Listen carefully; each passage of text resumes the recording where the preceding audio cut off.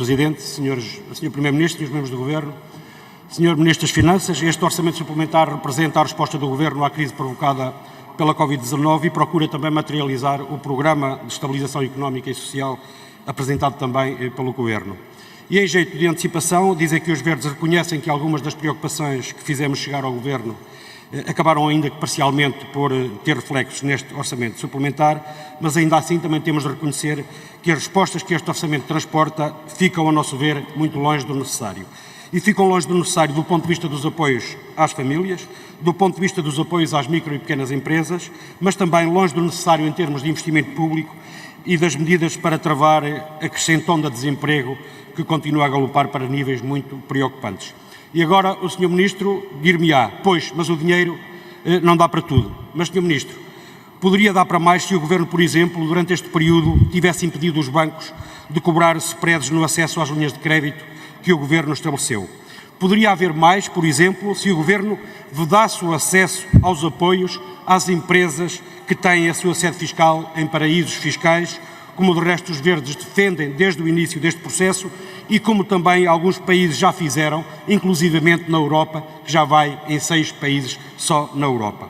São verbas que poderiam ser canalizadas para reforçar os apoios sociais ou canalizadas para fortalecer o investimento público, que fica, aliás, muito longe do desejável para a retoma da economia. São verbas que poderiam reforçar ainda mais o Serviço Nacional de Saúde, que leva neste orçamento um reforço, recorde-se, de metade da verba prevista para a ajuda à TAP.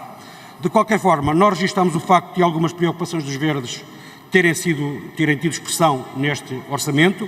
Falamos da necessidade de prolongar no tempo as medidas de apoio às famílias e às micro, pequenas e médias empresas. Falamos do novo complemento de estabilização dos rendimentos dos trabalhadores, como o complemento para quem tenha estado em layoff e o apoio social específico para os profissionais da arte e do espetáculo, ou ainda o pagamento do abono de família extraordinário. Falamos da suspensão do pagamento por conta em sede IRC para as micro e pequenas empresas, ainda que esta suspensão tenha de ter aspas, uma vez que não é propriamente a suspensão que os Verdes propunham, é mais um pagamento tardio sem penalizações. E falamos ainda da extensão da moratória do crédito bancário ou do lançamento de novas linhas de financiamento com garantia bancária que podem ser decisivas para a sobrevivência de muitas pequenas e médias empresas. Para trás ficaram, no entanto, outras preocupações dos Verdes que poderiam representar importantes contributos neste contexto. E não falamos apenas das novas regras do regime simplificado do layoff, que não removendo completamente a injustiça que representa para milhares de trabalhadores, ainda que atenue essa injustiça. Falamos também, por exemplo, da criação de um fundo de tesouraria para as pequenas empresas poderem fazer face a despesas fixas que suportaram durante o período em que não registaram quaisquer receitas. Estou a falar das rendas das instalações, da energia, de salários e outros, e que, aliás, o Governo tinha dito que estava no radar das suas preocupações. Mas, Sr.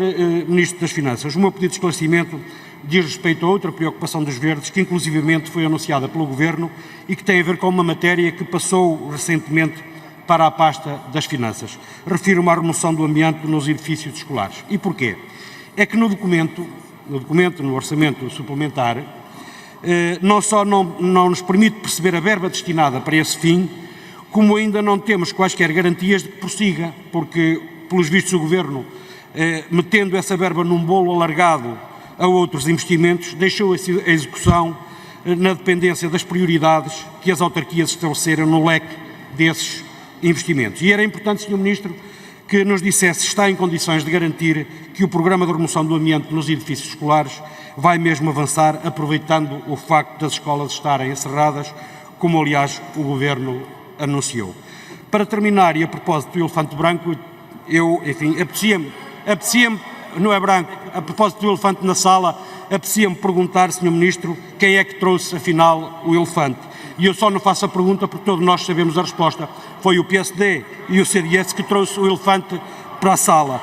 Porque, como sabemos, quem criou o problema do novo banco foi o Governo PSD-CDS, aliás, com garantias solenes de que não haveria custos para os contribuintes. E por isso não faço a pergunta, mas registro a intenção do Sr. Ministro em garantir, não direi garantir, mas a intenção de não haver mais injeção do novo banco, pelo menos sem auditoria. Muito obrigado.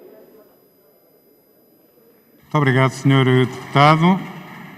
Agora sim é a vez do Sr. Deputado André Ventura do Chega, por favor.